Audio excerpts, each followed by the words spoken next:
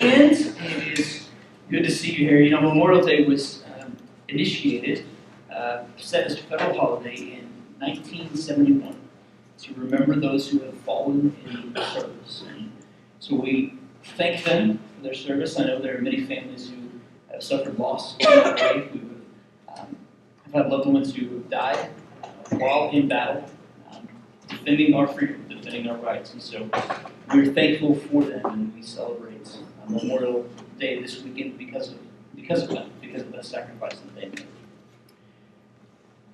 Last weekend, we had a special offering for this room, and I know there have been a lot of questions. Many people have asked, how much do we get? Do we have enough? What's going on there? And so I want to tell you that we asked for $30,000, which is great. It's a big number. We were expecting and hoping for $30,000 for paint, carpet, all of those kind of things in this room. What we got was $44,330 just to do that. When God shows up, He shows up. When He wants to do something in our midst, that we celebrate and we honor Him, and we get to point to Him for that. That's a big number and a big way to celebrate. So we're thankful for that. What that looks like is that we will be in here June 24th, but July 1st and July 8th we will be in the multi-purpose building, and we hope to be back in here by July 15th. So that's what that looks like. Thank you all. I know none of this can be done without you, but we really believe God is leading in this direction. We're excited to see where He leads. Have you ever been driving down the road, minding your own business, when you look in the rearview mirror and you see those red and blue lights flashing behind you? I've been there. I know I'm not the only one in this room who's been there. It's been long enough for me that I've forgotten a little bit of that feeling, but I hope to never experience it again. But if you know that feeling, you know what it is to see those lights flashing and to have to pull off to the side of the road and think, how am I going to get out of this one? Right? We've been there. You're thinking, what's the story I can tell the police officer? Is there anything? You know, that 65 mile an hour speed limit and the 80 miles per hour on my speedometer may not have matched up very well, but I was in a rush. I was in a hurry. I didn't notice. What excuses can we make for being caught? You know, sometimes kids do that. They're drawing on the wall with markers, or they're, busted doing something they shouldn't do. It wasn't my fault. I didn't do it. You did. But if you've experienced that feeling of being caught, especially those police lights in the back, and you're wondering, how in the world do I get out of this? Then today's story may be a little bit for you. I remember my brother. My brother's a few years younger than me, and I was out of high school already, I think, in college, or it was late high school, and he was just starting to drive. And he got a ticket. I remember hearing about this, and his ticket was for 95 and a 55. And just imagine that for a moment. Now, my brother and I take after our dad, and we tend to have a left foot most of the time. But 95 and a 55 is pushing it just a little bit. And I'll never forget his words, because I asked him, I said, what were you thinking when he pulled you over? He said, I'm glad he didn't catch me a few minutes earlier. Isn't that how we feel sometimes? Like, we get caught doing something, we're like, I'm so glad it didn't happen just a few minutes earlier. Could have been so much worse. Can you relate to that kind of moment? When it felt like you had just been caught and you had no clue how to get out of it. You had no clue what to do. It was the police pulling you over, or your teacher caught you cheating on a test, or your boss caught you napping at work. Whatever it was, those moments when we're caught, it's in those moments that we tend to make promises we don't intend to make. Yes, officer, I will transform my driving and never speed again. I don't think I could ever do that one. That would be a lie. But when encountered by the police, there are oftentimes when our driving habits might be promised to be transformed. We encounter them, we get that ticket without warning. Hopefully it's a warning and not a ticket. Tickets can be expensive. We want an opportunity. And we promise, I'll never do it again. I'll transform my driving habits. But an encounter with a police officer may change us for a while. But an encounter with Jesus is meant to transform us forever. In fact, an encounter with Jesus is meant to leave us transformed. That's the main thing we're going to look at today. That an encounter with Jesus, whether it's through His Word, through prayer, at church, on your own, in a setting that you don't really go to normally, or whatever it is, an encounter with Jesus is meant to leave us transformed. And our story today is going to be in John chapter 8. It's actually John 7:53 through 8:11. It's on page 894 if you want to turn there, and then the Bible's in front of you. And this is really an interesting story, because what we have is a woman who was caught in her sin, and not just caught in sin, but caught in the very act of adultery. Let that weigh in on you just for a moment. It wasn't that she was caught speeding. It wasn't that she was caught stealing a loaf of bread. She was caught in the act. I can't imagine that in those moments, this woman felt anything less than the weight of the world crashing in on her. Yet those were also the moments when she was able to come face to face with Jesus. In those moments when we're caught, I pray that we come face to face with Jesus. Now, as you turn to this passage, you may notice something about this. At the very top of this section, it says the earliest manuscripts do not include 753 through 811. So, number one, why is it in the Bible? And why is it worth our time today? It's true. Every manuscript up until about the 5th century does not include this story. Every early manuscript does not include this story in John's Gospel. It isn't until the 5th century that we see one inclusion of it in a manuscript. And then into the 6th century that it begins to grow and build. So we have what we have now. And this is part of John's Gospel that we read. Now, it doesn't mean that this didn't happen. It doesn't mean that it's not true. It could have been passed on from oral tradition. It could have been one of those teachings of the church that somebody said, we saw Jesus do this, we saw this happen, and it just got passed on and passed on and passed on and passed on until somebody said it needs to be in there. And it was included. There's also argument over whether or not this passage, this little section, belongs right here in John, or if it belongs in Luke, or in a different part of John. Whatever the case may be, I think the thing that we need to see today is that it is valuable for us because it teaches us the way that Jesus deals with sin. And it teaches us the way that Jesus deals with a woman who was caught in the act of sin. Somebody far from God. Someone whose lifestyle did not at all show that she was living for Christ or living for God at all. But when she came face to face with Jesus, she encountered something different. I dare you to look at this story with fresh eyes today. View it through the eyes of the various characters. Ask yourself, who am I in this story? Where do I fit? Ask God to give you knowledge and understanding as you figure out how to apply the story to your own life. Don't just hear a story today, though. Engage with it. And ask God to transform your own thinking and your own life as a result. Let's dive in. They went each to his own house at night. They went to their houses. But Jesus went to the Mount of Olives, where he stayed that night. Early in the morning, he came again to the temple. And all the people came to him. And he sat down and taught them. How many people? All. That's a lot of people. The scribes and the Pharisees brought a woman who had been caught in adultery. Placing her in the midst, they said to him, Teacher, this woman has been caught in the act of adultery.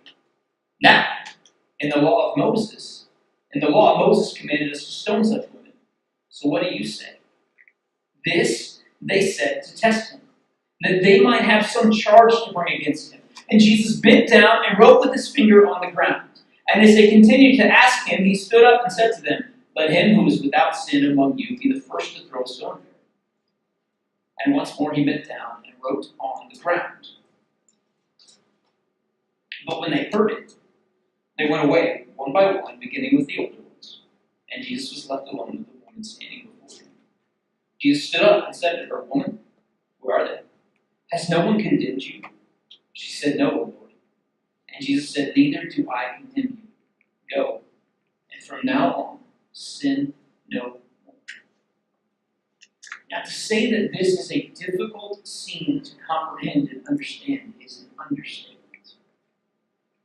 Within a few verses, we see Jesus teaching, and we see his teaching interrupted by the Pharisees dragging a woman that they have caught in the act of adultery out in front of him and the crowd.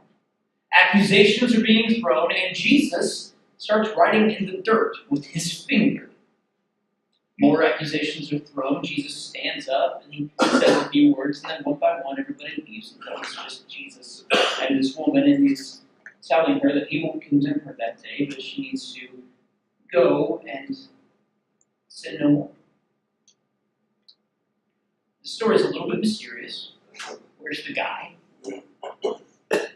Takes two to commit adultery.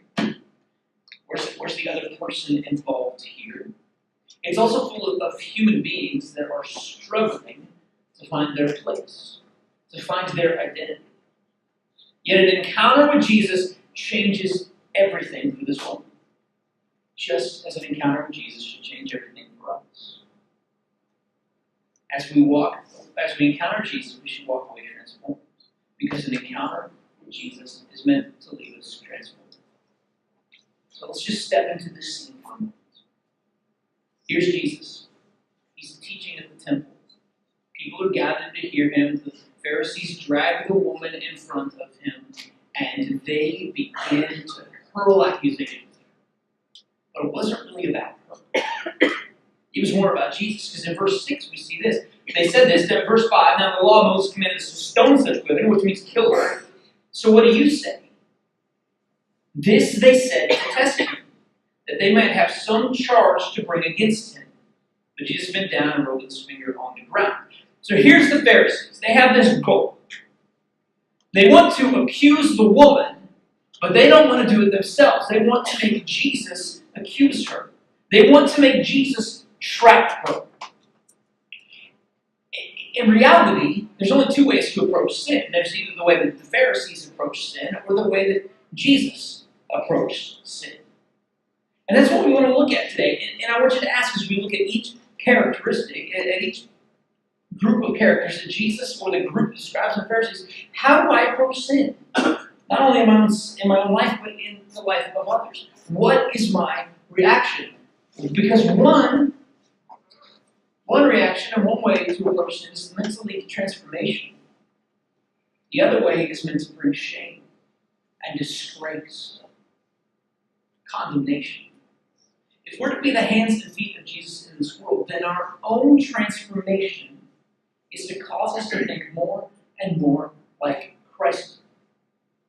And before we look at the way in which Jesus addressed the woman's sin, we need to look at the way that the Pharisees addressed her sin. That the religious leaders, those who knew the law well, addressed her sin. So we see that the Pharisees were willing to trap Jesus no matter what it cost the woman. That was the goal.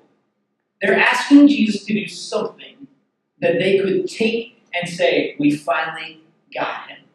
They were asking Jesus to either ignore the law of Moses and say, no, we need to show grace, we need to show forgiveness, we need to not stone this woman to death. Or they were asking Jesus to step over here and ignore the teachings that he had done up to this point. In either case, the plan was trap Jesus. They wanted to find a way to accuse him of either not doing what he has always said he would, or of disobeying the law. And then they would get him. The attitude of the Pharisees, the first thing that we see is that they were quick to condemn. The attitude of the Pharisees is condemnation. Now, the goal of condemnation is to always, it's always to pronounce guilt. It's to judge, to punish. Condemnation is aimed at making a person feel as low as you can possibly make them feel. We see this in the attitude of the Pharisees toward this woman. They drag her out of the house, where they've caught her in the act of adultery, and they bring her before a crowd that we only know is described as all the people. The Pharisees believed that it was their right to stand over people and condemn them for their sin. Now, there are times when sin needs to be condemned, but in this case, it was more of a, we're going to beat it down into you. We want to condemn you because it's our right to condemn you. When it comes to sin, though, condemnation should never be our first response. Because when we condemn the sin of others, we often fail to look at our own sin. When we forget the humanity of someone in their brokenness, we forget the incredible opportunity that we have to reclaim them, to help them to be restored. We're often quick to condemn without knowing the circumstances that have driven a person to this point. Sin is still real. It still needs to be dealt with. There are some moments when pointing out the sin for the world to see can only hurt more. We must not be like the Pharisees who were so quick to judge and to condemn, but to recognize the fault within others and help reclaim them. The second way that the Pharisees treated the woman is with cruelty. Cruelty often causes us to look at people as things, as tools to be used. We ignore their humanity. It's always wrong to treat a person as a thing. Always wrong to treat someone as if they're just an object. In fact, it's in contrast to the morals and values that we hold in our Christian faith. When we look at somebody as less than human, as someone that as less than being in need of the grace and mercy that Jesus has to offer, that we forget to view them as Christ does. I doubt that the Pharisees even knew the name of this woman. She was simply an instrument in their hands, a way to trap Jesus, a way to show that Jesus could make a mistake. But Jesus is never cruel. He doesn't treat people as objects. Even when he's face to face with our sin. The moment that we choose cruelty and condemnation when faced with the sin of another is the moment that we forget that a person is a person. Let's be those who love people to redemption instead of pointing out their mistakes and sins like some kind of joke. Treat others the way you would want to be treated. The Pharisees treated this woman with condemnation and cruelty, but Jesus did not take the same approach. While they were trying to trap Jesus, he was trying to bring humanity and honor to a woman who was hurt. Jesus took his own approach, and he brought life and he brought value to this woman who may have never felt value. Not only is Jesus' example the way that we should approach others caught in sin, especially those who don't know him, but it's also the same way we would want others to approach us. So, what approach did Jesus take? We're going to look at 5 things that I think can help us understand how Jesus approached this woman and how maybe we're called to approach others who may be in the exact same position, who are far from Christ and just need someone to be there. So the first thing that we see Jesus show is compassion. This woman has been drugged in front of a large crowd of people. She has been caught in the act of adultery. We don't know how long ago that was. But here we know there's a woman in front of a crowd, embarrassed and shamed. And Jesus starts drawing in the dirt. Everybody's looking at him for an answer. And he starts pointing his finger around the dirt. We don't know what he was writing. There are some who believe he was writing the sins of those who were condemned. There are some who believe that he was writing part of Jeremiah. We don't know. Jesus could have been doodling. We really don't know what he's doing in the dirt. All we know and what we see is that Jesus is showing compassion to this woman because he's taking the attention off of her. As he draws in the dirt, everybody's watching him because they want his answer. He's the one that they ask for a judgment on her. And Jesus is showing compassion to the woman by drawing attention off of her. If you're that woman in those moments, what do you do? Are you hanging your head in shame? Are you hiding, trying to cover up? What are you doing? As you look at your accusers, what would you be asking them for? Forgiveness? Grace? Mercy? Maybe all three.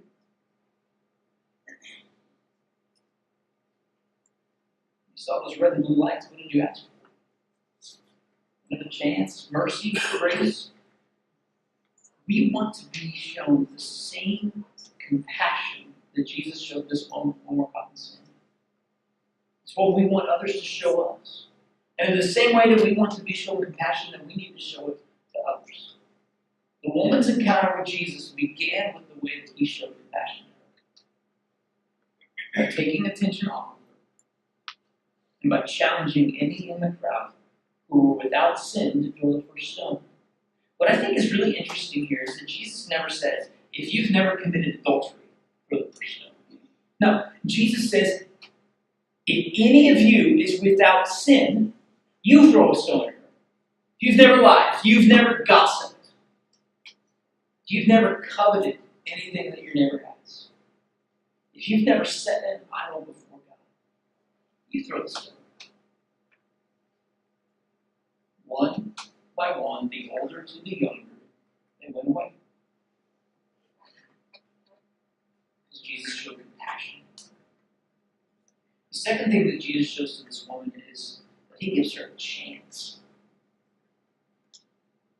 When we're caught in sin, when we're caught doing the wrong thing, when we make those mistakes that seem so terrible in the moment, what do we want? We want a chance. This is what Jesus gives to this woman. In not condemning her and showing compassion, he gives her a chance. He gives her an opportunity. Isn't it amazing that we all have a chance when it comes to Jesus? It might be our second, it might be our third, it might be our fourth or our 50th. But we all have a chance when it comes to Jesus. Not only do we have that, but we have the chance to do the right thing again and again and again. In John 8, and Jesus gives the woman a chance. He's standing before her. Everybody has left. And I tend to think of this scene in my mind as this woman has never looked up. She is shamed. She has been beaten down by words. She's been drug out in the street and she is shamed. And I cannot imagine for a moment that this woman had ever looked up. Here she is in front of a crowd of people, and she is, I just think she's like this, just looking down, not really sure how to react, not sure what to do, as she knows what the punishment should be. And Jesus looks at her and he says, woman,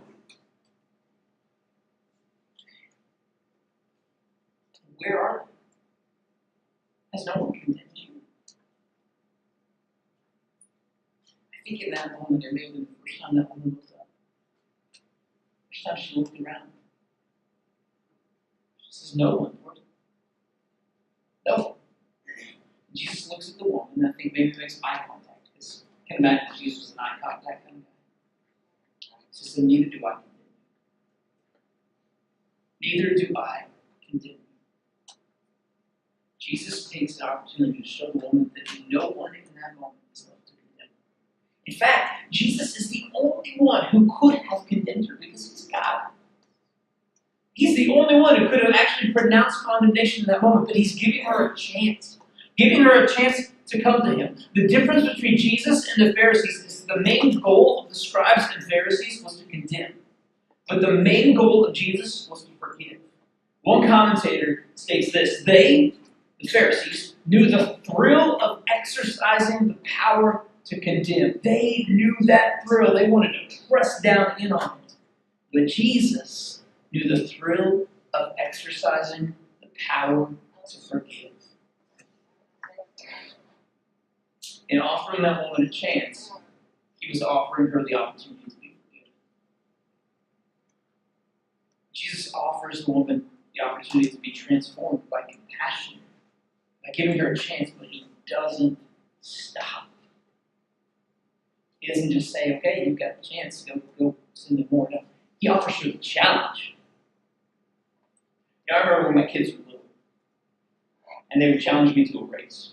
And at that point, they could not beat me. Now they've grown up, and I'm slow. And they're not. They would challenge me, and I'm one that I love challenges.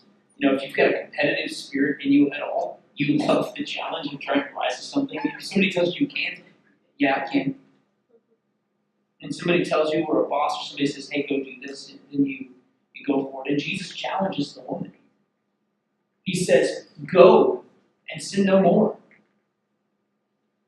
Neither do I condemn you. Go, and from now on, sin no more. Compassion.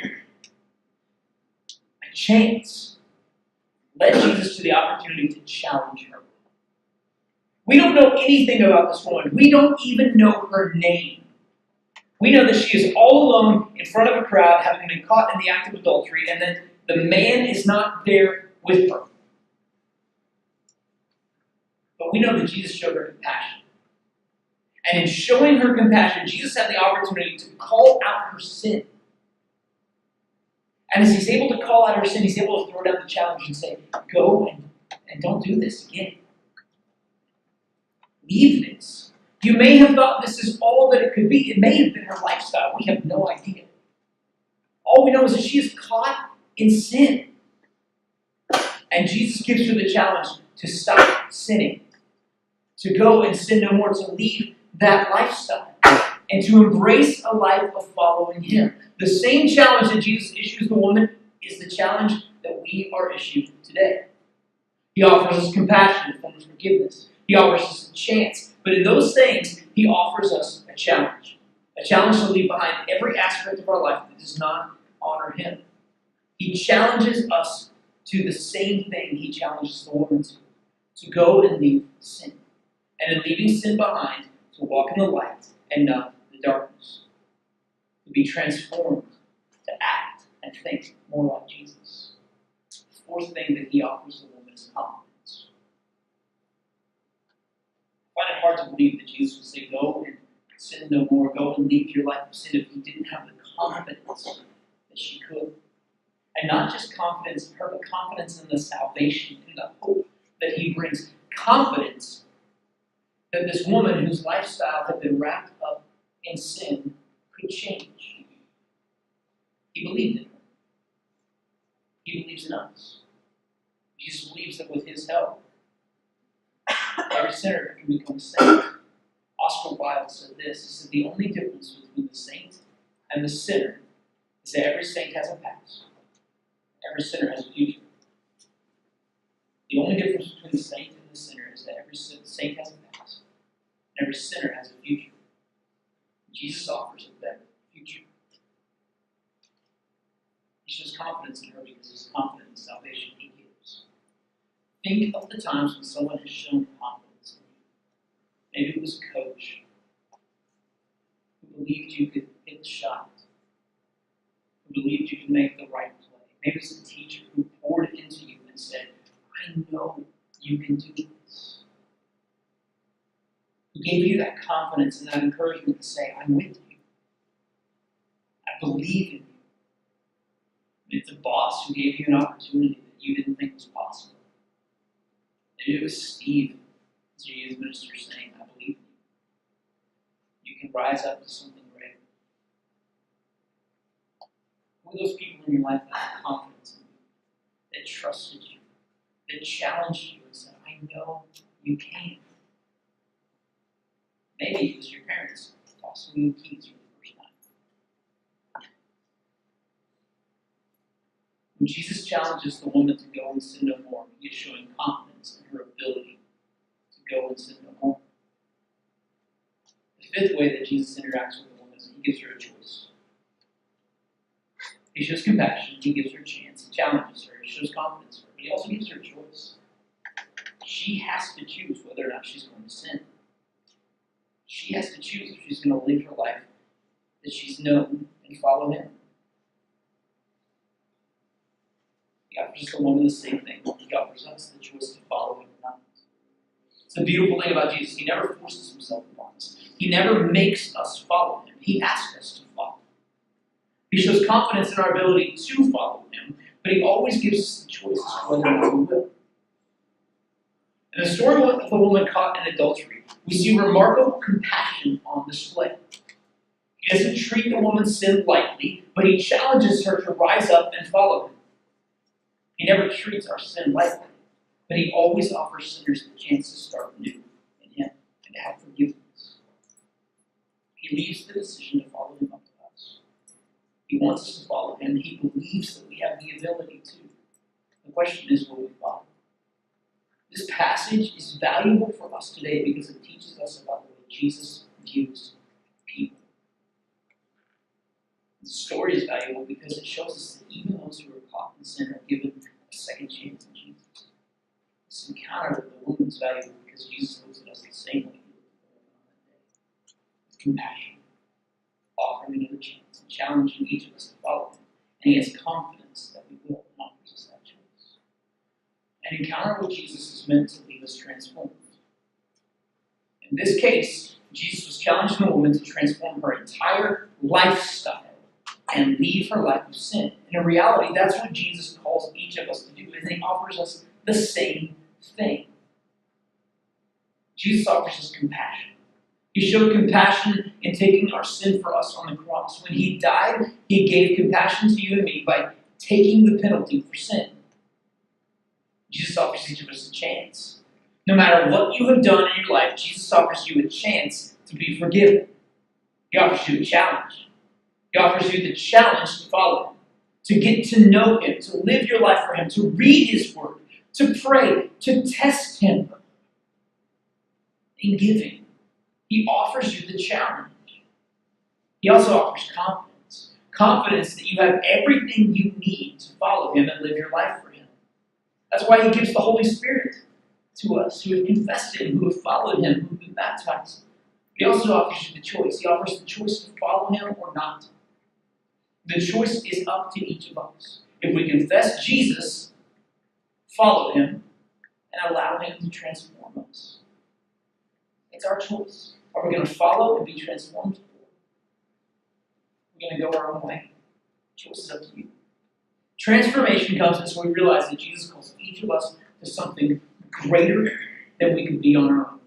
He calls us to follow him as we follow. And as we follow, we realize that the thoughts we once had have changed. The condemnation that once seemed so real suddenly fades away, and compassion begins to win the day. We're face to face with the choice to condemn or to forgive. The transformed life of Christ follower chooses forgiveness. So let us be the ones who stand up for those in need of second chance. Let us be the ones who refuse to be cruel in our dealings with those who are caught in sin. Let us be the ones who look like Jesus in this world. Let us be the ones who go and sin. Father, help us today to honor you, to live lives that are fully aware of your presence, to give up our sin and our doubts, and stand firm for you. God, we're so thankful for the way that you love us when it seems like no one else will. Help us stand in those moments for you today. It's in your name I pray.